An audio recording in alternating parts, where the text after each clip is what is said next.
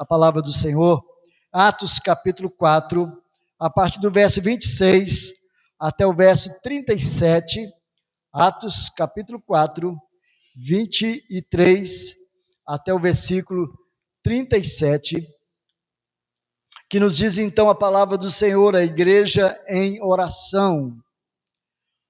Uma vez soltos, procuraram os irmãos e lhes contaram quantas coisas lhes haviam dito os principais sacerdotes e os anciãos. Ouvindo isto, unânimes, levantaram a voz a Deus e disseram: Tu, soberano Senhor, que fizeste o céu, a terra, o mar e tudo que neles há, que disseste por intermédio do Espírito Santo, por boca de Davi, nosso pai, teu servo. Por que se enfureceram os gentios e os povos imaginaram coisas vãs? Levantaram-se os reis da terra e as autoridades ajuntaram-se a uma contra o Senhor e contra o seu ungido. Porque verdadeiramente se ajuntaram nesta cidade contra o teu santo servo Jesus, o qual ungiste, Herodes e Pôncio Pilatos, com gentios e gentes de Israel, para fazerem tudo o que a tua mão, o teu propósito predeterminaram. Agora, Senhor, olha para as suas ameaças e concede aos teus servos que anunciem com toda a intrepidez a tua palavra, enquanto estendes a mão para fazer curas, para fazer sinais, prodígios, por intermédio do nome do teu santo servo Jesus. Tendo eles orado, tremeu o lugar onde estavam reunidos, todos ficaram cheios do Espírito Santo e com intrepidez anunciavam a palavra de Deus. E da multidão dos que creram, era um coração e a alma. Ninguém considerava exclusivamente que era sua ou uma das coisas que possuía. Tudo, porém, lhes era comum. Com grande poder, os apóstolos davam testemunho da ressurreição do Senhor Jesus, e em todos eles havia abundante graça, pois nenhum necessitado havia entre eles, porquanto os que possuíam terras ou casas, vendendo-as, traziam os valores correspondentes, depositavam aos pés dos apóstolos, e então se distribuía a cada um à medida que alguém tinha necessidade. José, a quem os apóstolos deram o nome de Barnabé, que quer dizer filho da exortação, levita, natural de Chipre, como tivesse um campo, vendendo, trouxe o preço e depositou aos pés dos apóstolos. Que o Senhor possa realmente nos abençoar com a sua palavra, no nome de Jesus. A história da igreja, meus irmãos, desde o livro de Atos, vai nos mostrar uma verdade que muitas vezes parece contraditória aos nossos olhos. E essa verdade é que nos tempos mais difíceis da igreja, foi o tempo em que a igreja mais avançou, que a igreja mais desenvolveu, que a igreja mais cresceu. Foram nos momentos de maiores provações na história da igreja, nos momentos de maior perseguição que a igreja viveu, que a igreja colheu mais e mais frutos, mais e mais almas para o Senhor Jesus. A gente às vezes escuta as pessoas dizerem que para a igreja crescer, ela precisa ser perseguida como nessa época. Na verdade, não.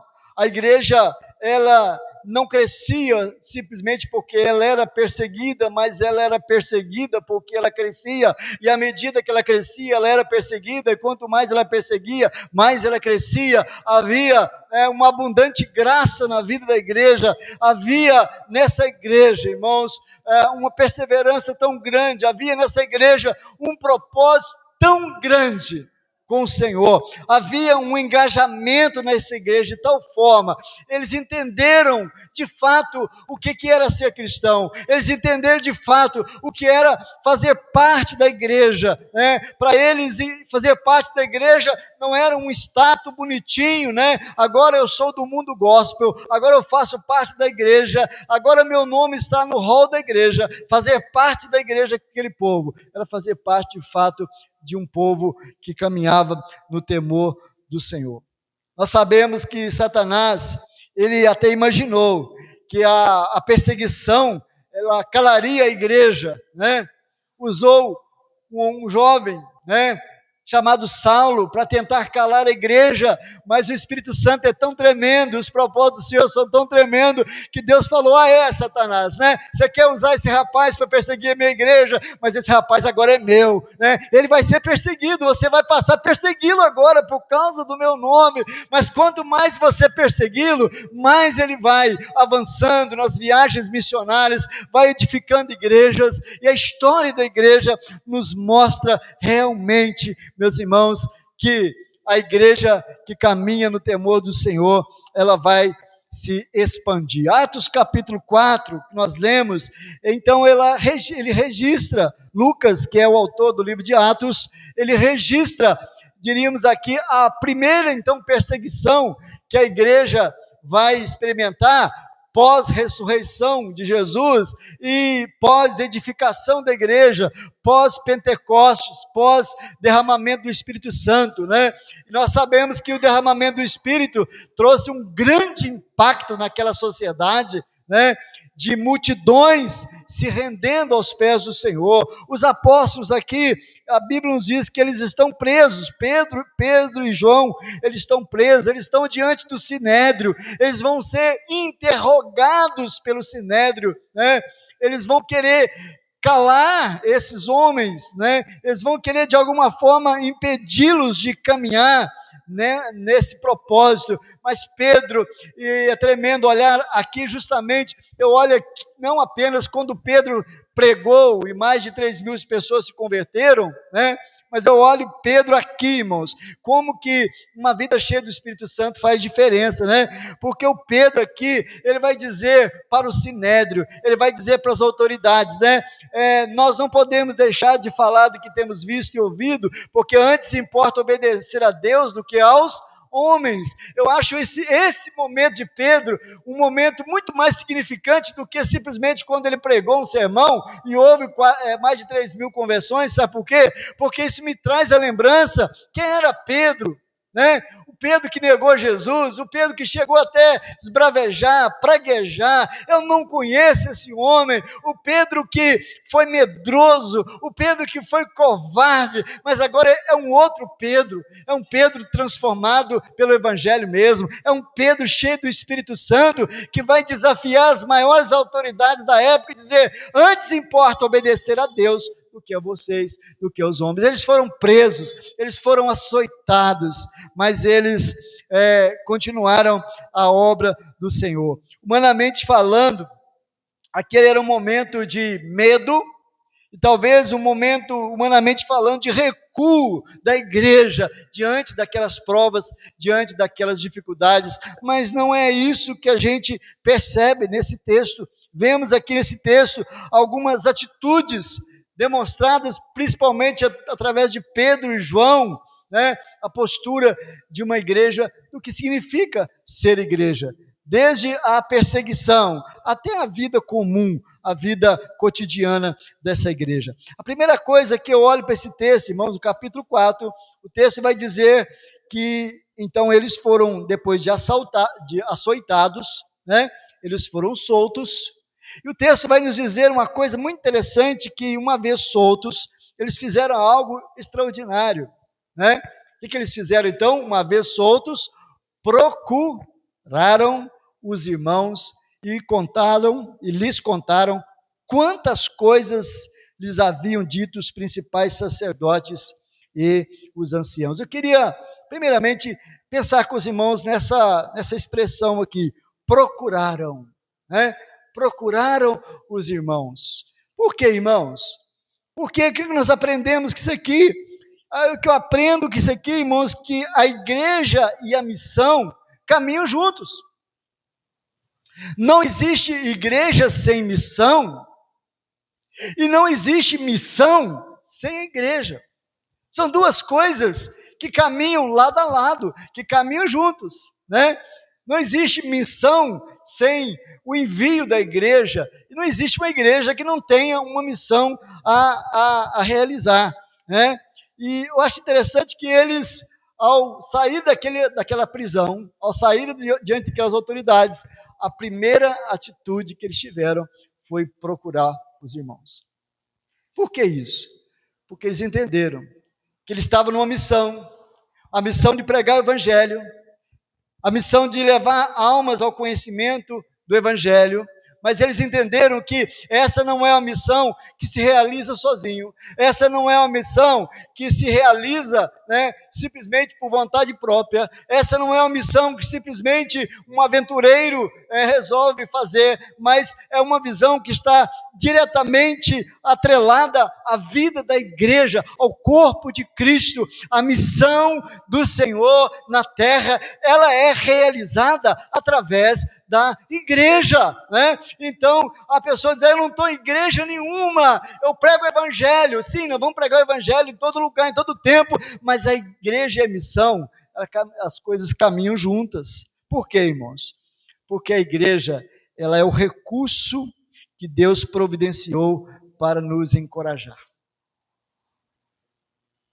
É o recurso que Deus providenciou. Pedro e João estão lá sozinhos diante do sinédrio, diante de toda aquela situação, mas quando eles saem da prisão, depois de tomar uma coça, serem açoitados, né?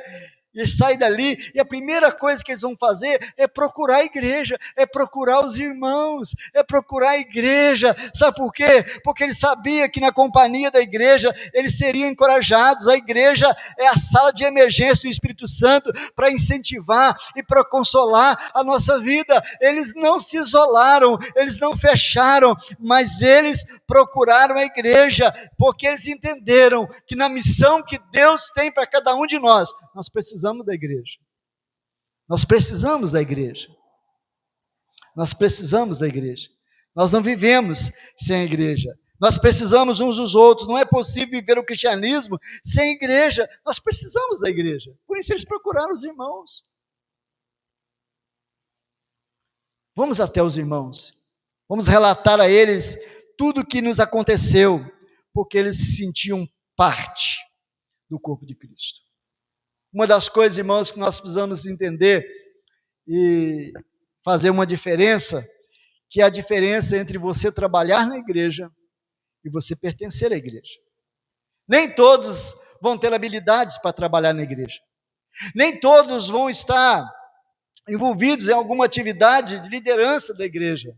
Nem todos vão pegar alguma coisa para fazer na igreja, mas nem por isso deixe de ser igreja, porque nós que temos a missão de servir ao Senhor, nós precisamos entender que nós somos igreja, e nós aprendemos aqui que a igreja e a missão caminham juntas.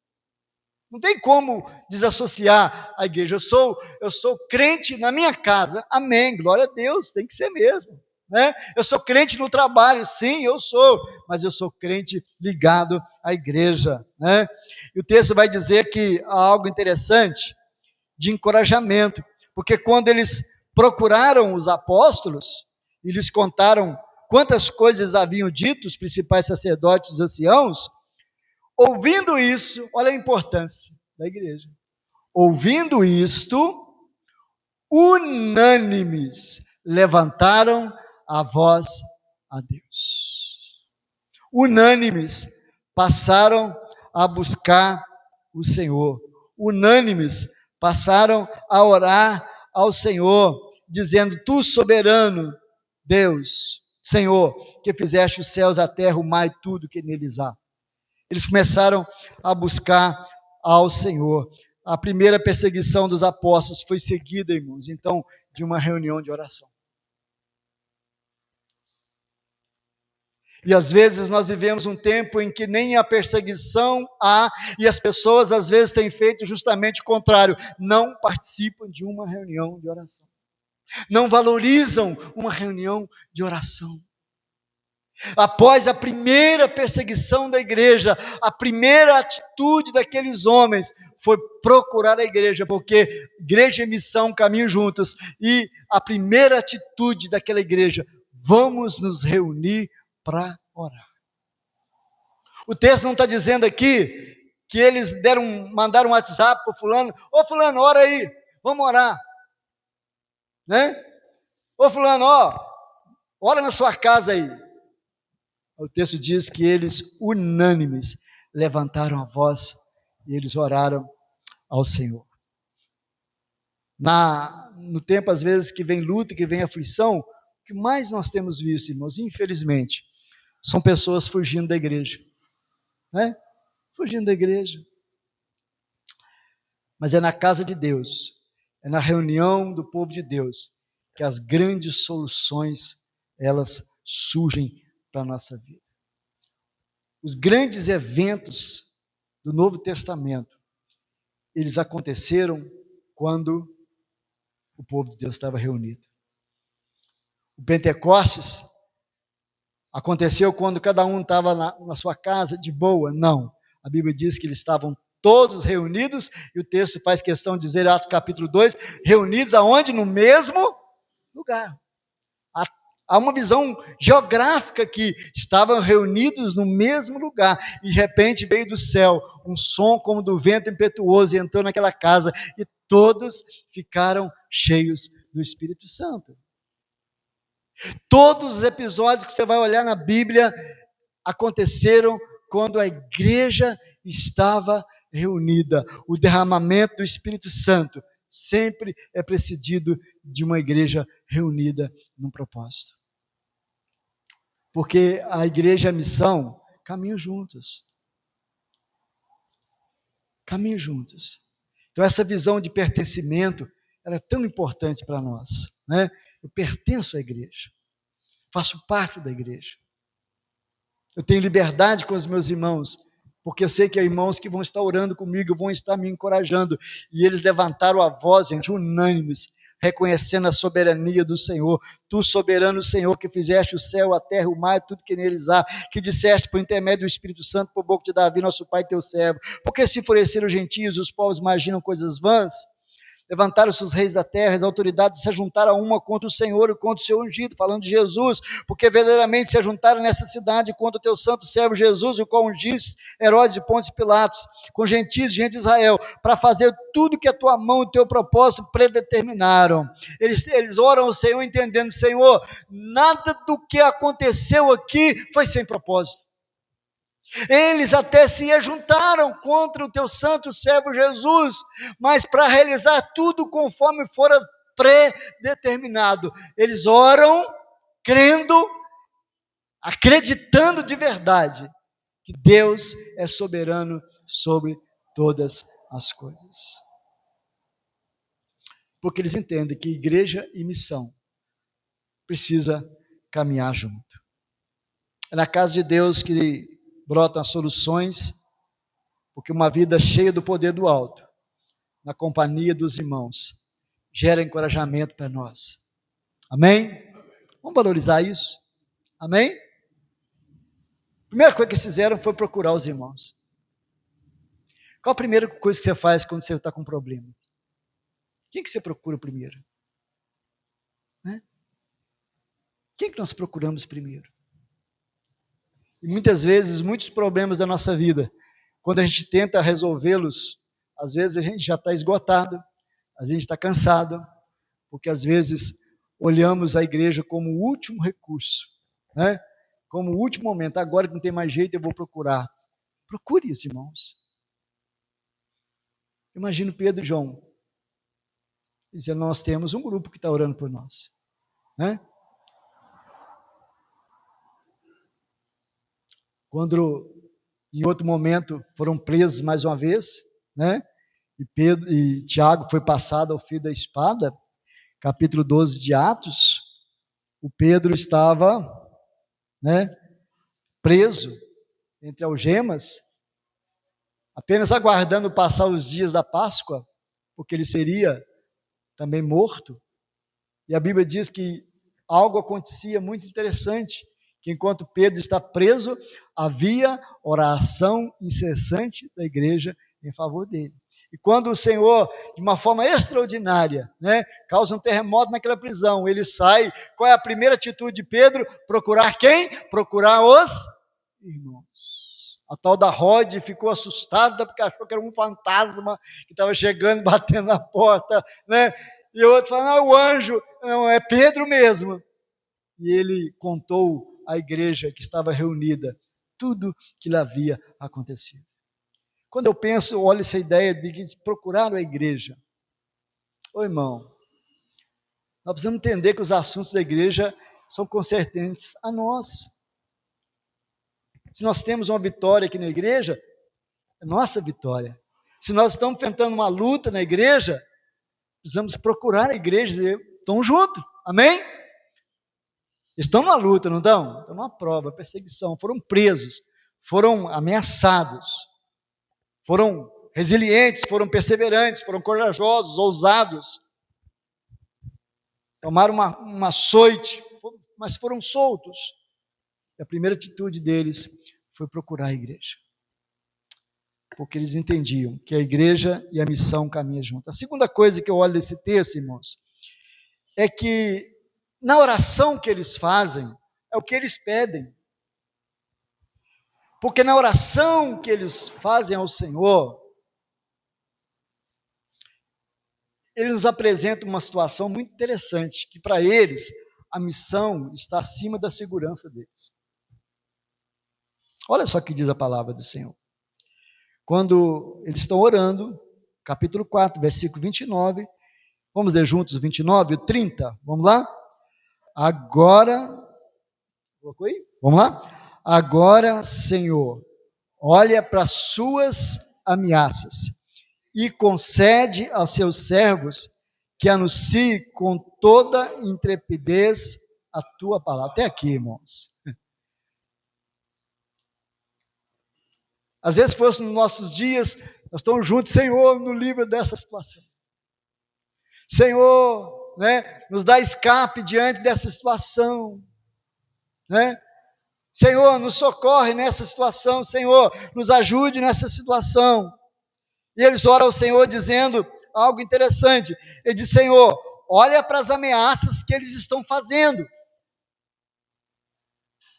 Mas quanto a nós pedimos ao Senhor que conceda aos teus servos que anuncie com toda a autoridade a tua palavra. O que eu olho isso aqui, irmãos? É que eles entenderam que para eles a missão estava acima da segurança deles. Olha para as ameaças dele, mas quanto a nós, nos conceda que nós proclamemos a palavra com autoridade. Ou seja, ninguém aqui vai parar de falar, ninguém aqui vai arredar um palmo sequer, ninguém aqui vai se calar diante do que o Senhor nos tem dado. E Pedro já tinha dado uma demonstração de autoridade diante do Sinédrio, quando diz, nós não podemos deixar de falar do que temos visto e do que temos ouvido. Então a oração que eles fazem agora, é uma oração surpreendente. Eles não pedem a Deus que elimine os inimigos dele. Manda esses inimigos para longe. Eles não pedem proteção para eles. Eles não pedem um pouco de conforto, de tranquilidade para eles. Eles pedem coragem. Eles pedem coragem. Concede aos teus servos que anuncie com toda ousadia a tua palavra. Automaticamente, eles estão colocando ali a missão que Deus colocou na vida deles acima da segurança. Muitas vezes nós caminhamos com Deus até que algo nos ameace. Até que algo roube o nosso conforto, a nossa tranquilidade. Às vezes nós caminhamos com Deus até que ninguém mexa com a gente, não me exija nada, não me peça nada. não me desafia a nada, não me tira da minha zona de conforto para nada. Muitas vezes nós estamos dispostos a servir ao Senhor. É por isso, irmãos, que olhando a diferença dessa igreja para a igreja de nossos dias, muitos deles foram mortos por causa de Cristo. E eu fico pensando que, sabe por que nós não estamos dispostos a morrer por Cristo hoje? Porque às vezes não estamos nem dispostos a viver por Cristo. Como que nós estaríamos dispostos a morrer por Cristo, se nós às vezes não estamos dispostos a viver como Ele quer que nós vivamos, a caminhar? Muitas vezes nós colocamos a nossa segurança acima da missão. Muitas vezes, irmãos, muitos pastores colocam a segurança acima da missão. Não vou falar de determinado assunto não, porque senão o presbítero pode reunir os irmãos da igreja e dizer: pastor, você está dispensado. Não vou falar determinada coisa não, porque alguém no meu ambiente de trabalho pode me olhar de forma atravessada. Eu não vou dizer determinadas coisas não, porque alguém pode ficar chateadinho, porque muitas vezes a nossa segurança está acima da nossa missão, mas eles colocaram um propósito na vida deles. A nossa missão está acima da nossa segurança. Olha para as ameaças deles, mas quanto a nós, nos concede ousadia para pregar a palavra. Nos concede ousadia para pregar a palavra. Eles entenderam que preservar a missão era mais importante do que preservar a própria tranquilidade. Depois pedem que Deus estenda a mão, realizando curas, sinais, para confirmar a mensagem do Evangelho. Para confirmar a mensagem do Evangelho. Mas eles colocam essa meta. A missão está acima da minha segurança. A questão é, até quanto nós estamos dispostos a seguir ao Senhor, a resistir ao Senhor, a resistir às lutas para caminhar com o Senhor. E aí é interessante, irmãos, que o versículo 30 vai nos trazer uma terceira lição interessante nesse texto.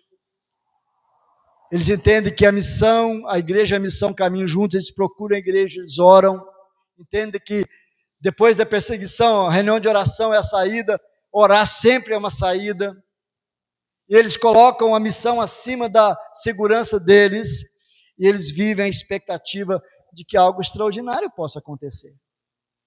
De algo extraordinário. Então, quando eles oram, versículo 30 diz: enquanto estendes, Senhor, a mão para fazer curas, para fazer sinais e prodígios por intermédio do nome do teu santo servo Jesus. Tendo eles orado, tremeu o lugar onde estavam reunidos, todos ficaram cheios do Espírito Santo e com intrepidez anunciava-lhes a palavra. É uma igreja, era um povo que tinha no coração a expectativa de que algo extraordinário Deus poderia fazer. E diz: Senhor, enquanto eles estão nos ameaçando, enquanto eles estão falando lá, nós vamos continuar a nossa missão, nós vamos continuar o propósito, e o Senhor vai realizar coisas grandes. Enquanto o Senhor estende as mãos para fazer isso, curas, milagres, prodígios, sinais. É uma igreja que vive a expectativa de que Deus possa fazer algo novo, algo extraordinário.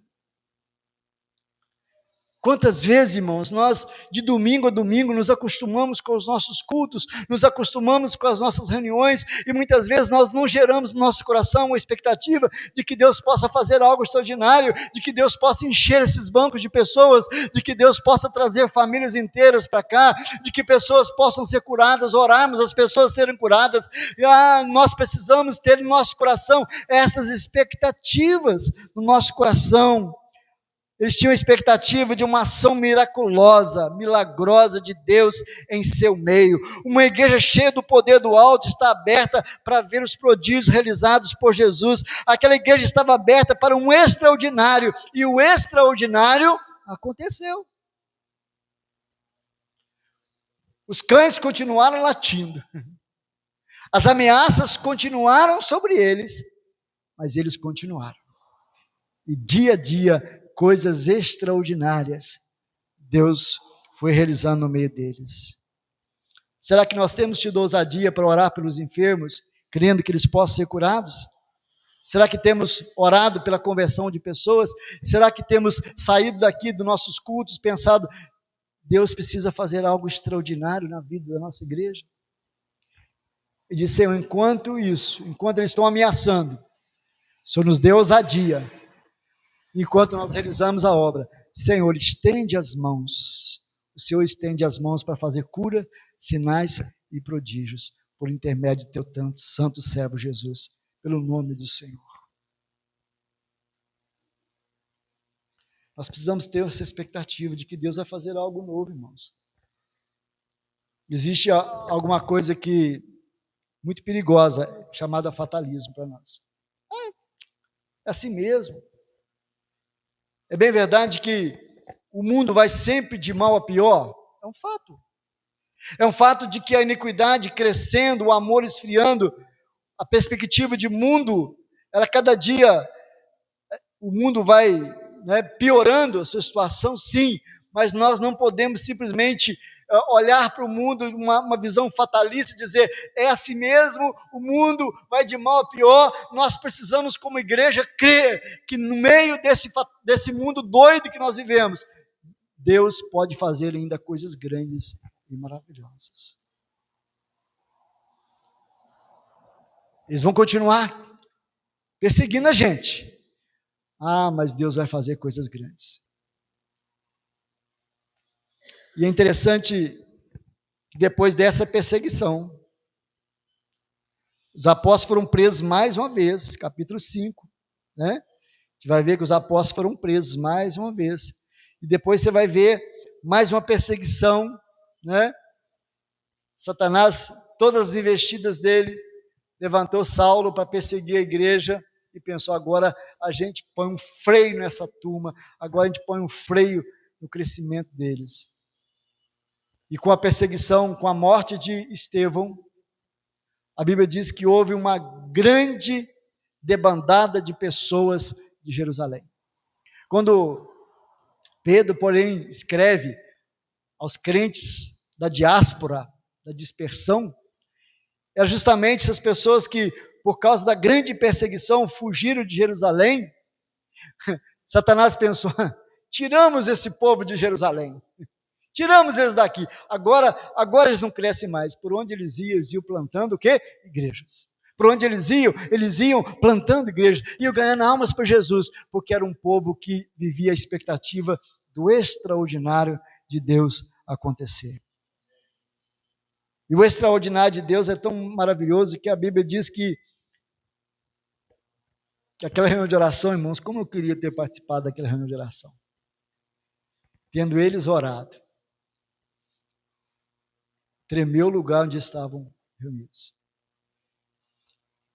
O texto é bem claro, todos ficaram cheios do Espírito Santo. Não é um ou outro. Não foi uma experiência com um, com outro, acolá. Não. O texto diz que todos ficaram cheios do Espírito Santo e fizeram algo maravilhoso. E com intrepidez anunciava-lhes a palavra de Deus. Porque a igreja que vivia a expectativa do extraordinário na vida deles. Capítulo 4, versículo 32, nos aponta algo importante, irmãos. Que a igreja não vive só do extraordinário. A igreja também vive do ordinário. E da multidão do que creram na vida comum da igreja. Eles tinham tudo em comum. Era um só coração, uma alma. Tinham tudo em comum.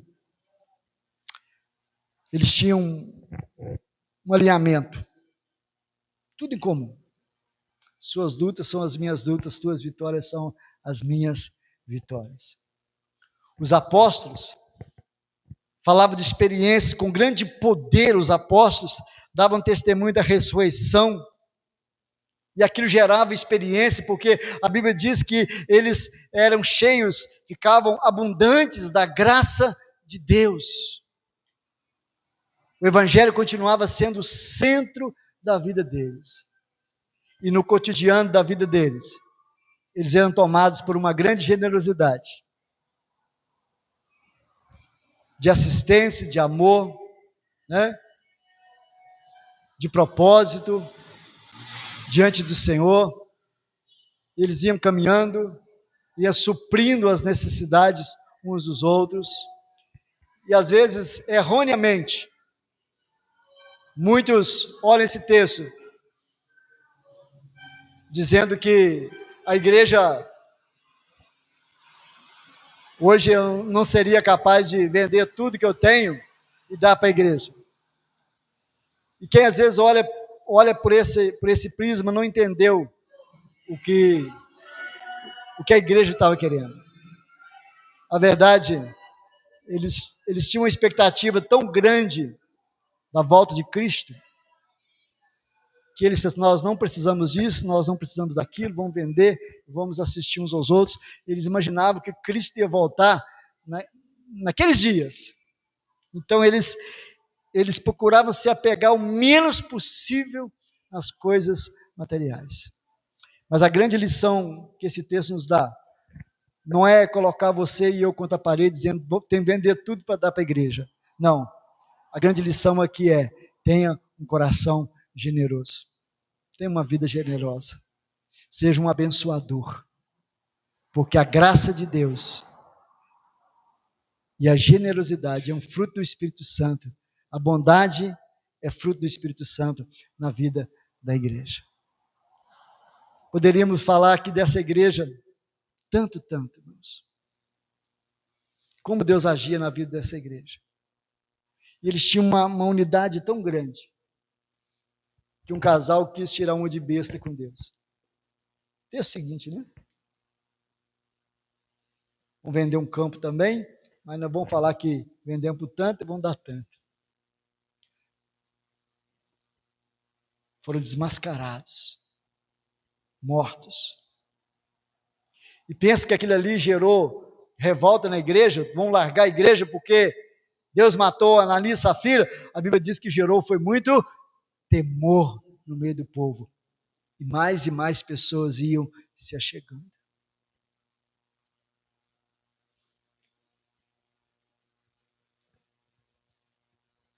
Que tempo maravilhoso foi esse. Que tempo de crescimento maravilhoso eles viveram. Eu quero concluir dizendo que a perseguição não conseguiu parar a igreja, deter a igreja. A perseguição revelou algo muito especial, que era a profundidade da fé daquele povo. Estou passando uma luta, a primeira coisa que eu preciso fazer é procurar a igreja. Porque a igreja é a missão, caminha lado a lado.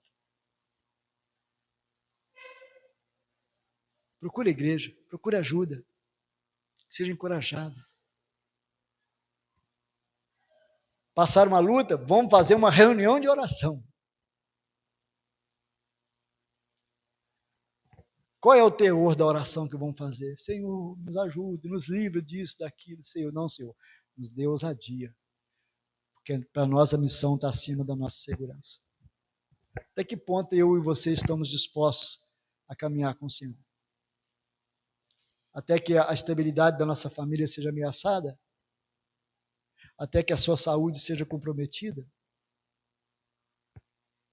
Até que uma amizade seja comprometida? Até onde nós estamos dispostos a caminhar com o Senhor? Eles não oram por segurança, eles oram por missão. Eles têm um coração cheio de expectativa, enquanto isso o Senhor estende a mão para fazer algo maravilhoso. E Deus fez, e Deus continuou fazendo. E o mais interessante é que a vida comum daquela comunidade refletia isso. Simplesmente vamos fazer o que nós temos que fazer. Deus nos abençoe. Amém? Como igreja, se você entendeu, diga eu entendi, Senhor. Que eu preciso ser uma igreja presente, constante, ousada e perseverante. Vamos ficar de pé e vamos orar ao Senhor.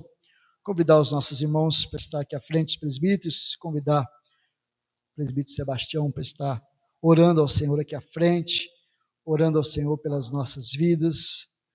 Vamos participar da mesa.